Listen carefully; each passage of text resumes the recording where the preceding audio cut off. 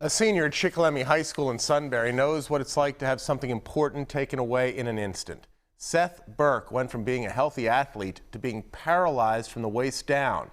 But as Newswatch 16's Nikki Krise shows us, Seth is now back on his feet and recently had his moment to shine.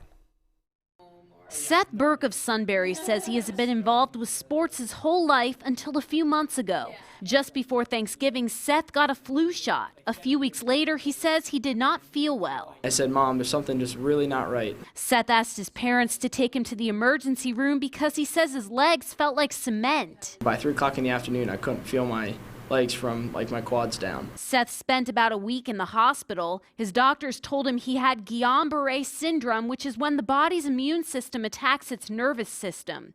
Seth's doctors say this side effect happens in about 1 of every 100,000 people who get a flu shot.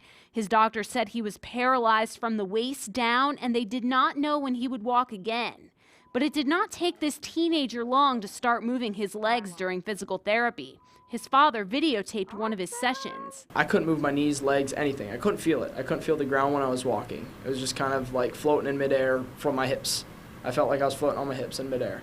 Just a few weeks after that, Seth went back to school, first in a wheelchair and then using a walker. But the high school senior had a goal when it came time for one of the school's final track meets of the season. I said, I want to race one race. That race was this past Tuesday. I had my whole family in the stands. I had everybody on the track and field, boys and girls team, root for me.